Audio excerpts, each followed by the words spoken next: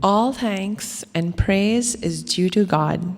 We seek God's help and forgiveness. We seek refuge in God from the evil within ourselves and the consequences of our evil deeds.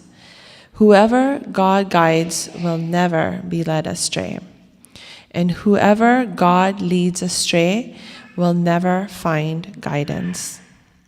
I bear witness there is no God but God, alone without any partners, and I bear witness that Muhammad is God's servant and God's messenger.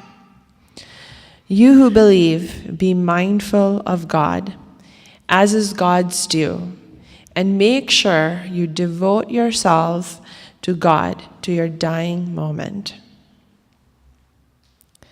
Today, to continue on the previous Khateebah's topic of drawing on inner strength during times of difficulty, I want to focus on one woman in particular who exemplifies this and was honored by God for her act of courage, faith, and inner strength during her most trying time.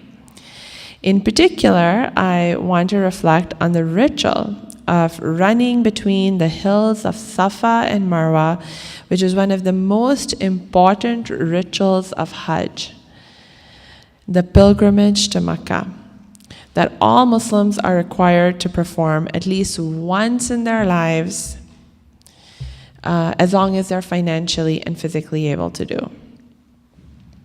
Now, most of us are familiar with the story that led to the origin of this ritual. We are told that Prophet Abraham was guided by God to take his wife, Hagar, and his son, Ishmael, and leave them in the then bleak, isolated desert of Mecca. In those days, there was no water in the area, nor any people living there.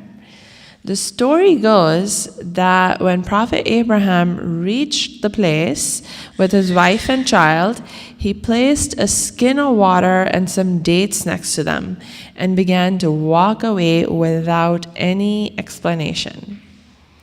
Hagar ran after him and asked him, "For whom are you leaving us in this forsaken valley?" But Prophet Abraham just kept walking away. She then asked him, "Has Allah commanded you to do this?" And he said, "Yes." Upon hearing this, she replied, "Then Allah will not neglect us." And she walked back to her baby. It is said that when Prophet Abraham was out of sight of Hagar and his son, he made a prayer to God, a prayer that is recorded in the Quran in chapter 14, verse 37. "O our Lord, I have made some of my offspring to dwell in a valley without cultivation by your sacred house in order that they may perform prayer. So fill some hearts among men with love towards them and provide them with fruits so that they may give thanks." For her part, after being left alone, Hagar focused her attention on taking care of her child in that harsh environment. Before long, they had run out of the little food and water that they had been left with. The baby Ishmael started crying with thirst and hunger. So, of course, Hagar could not bear to see her child suffer, and she started to run between the hills of Safa and Marwa in search of water or any other help that she could find by looking out from the top of the hills. She ran between those hills 7 times without any success. It is in remembrance of this effort made by Hagar to find help that we too run 7 times between the hills of Safa and Marwa during the pilgrimage. The reason we walk through the higher elevations and run through the lowest elevations between the 2 hills is because Hagar couldn't see her son from the flatland. Only from the height on the top of the hills. So she would run until she could see her baby again. Now, at the end of the 7th run between the hills, she actually heard a voice. Some say it was the voice of the angel Gabriel. That voice told her to go back to where Ishmael lay and assured her that God would not leave them neglected. And at that point, God caused a spring to burst forth from the ground where Ishmael's heel was kicking the ground. The spring flows in Mecca even today and is known as the Well of Zamzam. That flowing spring not only saved Hagar and Ishmael from dying of thirst at that time, it also attracted Arab tribes to come and establish permanent residence in the region.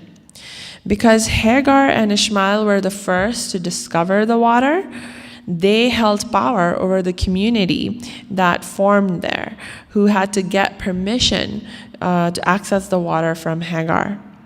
In this way, Hagar and Ishmael were also able to access the protection and the status and community of people that they needed to live and grow with. That's how God provided for all their needs and proved true Hagar's faith in that God would not neglect them. Now, how many times have we felt abandoned by people or situations, alone in a desert, no other option than to surrender to God?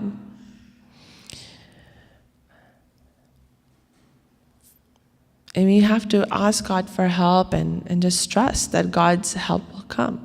True or true? And doesn't God always answer our prayers and rescue us and provide us with solutions that are actually even better than what we could have ever imagined? And solutions that are filled with wisdom for our long-term success in this world and the hereafter? I've said what I've said. May God forgive us all.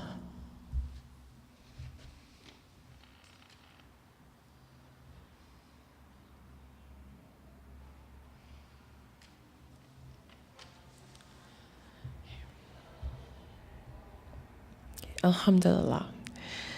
All praise and thanks are due to God alone. So there are so many remarkable lessons for us to learn from the story of Hagar and how she dealt with the extremely difficult situation that she was left in. Now, just imagine how you might have reacted if you had been left alone in a barren desert with a small baby, with no home to take shelter in, and only a meager supply of food and water. I bet most of us would have panicked and cried and complained and begged and fought with our husband and refused to stay behind. True or true? I can only imagine how I might have blamed and judged my husband in such a situation and questioned his sanity, to be frank. I can only imagine how long I might have wallowed in my self-pity and anger at being treated in such a manner. I can only imagine the fear that I might have felt and how it might have paralyzed me. I can only imagine how such a situation might have severely shaken my trust even in God. But what an amazing woman Hagar was, that she didn't allow any such negativity to envelop her. She kept it all at bay by responding to the whole situation with the utmost trust and faith. She first showed an amazing level of understanding and trust towards her husband. She trusted that if he was leaving her behind, it was with good intentions and by God's command. She then showed a remarkable level of faith in God, fully trusting God to take care of her and her baby in that barren desert. And she did so without knowing exactly how or when God might help them. Just think of all the times that you have refused to take action on something, some goal or dream that you have, because you didn't know the how of how you're going to make it happen. Perhaps you have a dream to give up the job you're miserable at and spend your time doing something you love. But you're still stuck in that miserable job because you don't have enough trust in that if you were to give it up now and go after your dreams, everything would turn out fine. And you don't have that trust because you haven't figured out the how you're going to make that money, how you're going to manage to survive once you give up that job. True or true? So one of the biggest lessons that we can learn from the story of Hagar is the lesson of overcoming our fears and doubts with the power of our faith. Rather than fighting directly with your fears and doubts, which stem from our not knowing and wanting to know exactly how we're going to deal with or overcome any given challenge, turn your focus on strengthening your faith even more. One key factor that allows us to strengthen our faith in this context is that we let go of our need to be so much in control of our outcomes. As we begin this new year with our new goals and resolutions, accept that as you strive to follow God's guidance and live your dreams, your life's mission, not everything may be clear to you about how you're going to achieve your dreams or life mission.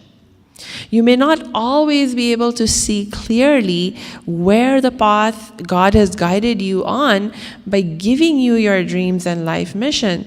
You may not always be clear where it's leading or what all you're going to come across on that path or exactly how you might get through the obstacles that come in your way. Accept, or at least be willing to tolerate ambiguity, confusion, possibly even chaos, just for a while, as you strive to make your dreams a reality and live your God-given life mission, just as Hagar did. Another critical lesson we learn from Hagar's running between the hills of Safa and Marwa is that it's not enough for us to just trust in prayer, and do nothing. It's not enough that we just, sit passively waiting for everything to become okay. We learn from Hagar's story that we must pray and trust in God to provide for us, and we must also take action to help ourselves. Think about it. If God had wanted, God could just as easily have caused the spring of Zamzam to burst forth from the ground before Hagar ran out of food and water. That way, she would have been saved the trouble of looking for water and food. Or if God had wanted, God could have just as easily guided Prophet Abraham to leave Hagar and Ishmael in an area where there was already plenty of food and water and company around, so things would have been even easier for them. But to lead an easy and comfortable life is not the point of our lives in this world. God teaches us in the Quran that God helps those who help themselves. God teaches us that God does not change the condition of a people until they make the effort to change themselves. True or true? And that is why it was not until after Hagar had made the effort to change her condition that God actually changed her condition and provided her with the help she needed. Most importantly, how much deeper do you think her faith grew after she faced that extreme struggle, followed by the miraculous answer to her prayers? Perhaps God wanted to give her that greatest gift of all, an even deeper reliance and connection with God, the most trustworthy handhold. What a beautiful way to start off life in a new community with a heart that's cleared of reliance on people and things, and a heart that sees Allah even more clearly from a place of ever-flowing gratitude. God says in the Quran, there is no compulsion in religion. True guidance has become distinct from error. So whoever rejects false gods and believes in God has grasped the firmest handhold, one that will never break. God is all-hearing and all-knowing. That's verse 256, chapter 2. So this year, whenever you feel scared or uncertain of how to proceed, remember Hagar, alone in the desert with her baby, to help you follow in her footsteps and live this critical lesson. And let it inspire you to take action on your life dreams and mission now. Don't let not knowing exactly how you're going to accomplish your mission and dreams stop you from taking action now. Just do what you can do with what you do know and what you do have, just as Hagar did. Then, inshallah, God willing, you will also be rewarded for your efforts with massive success, just as Hagar was. I end with a reminder that God commands justice, doing good, and generosity towards relatives, and God forbids what is shameful, blameworthy, and oppressive. God teaches you so that you may take heed. Wa aqimna as-salah. Let's perform the prayer.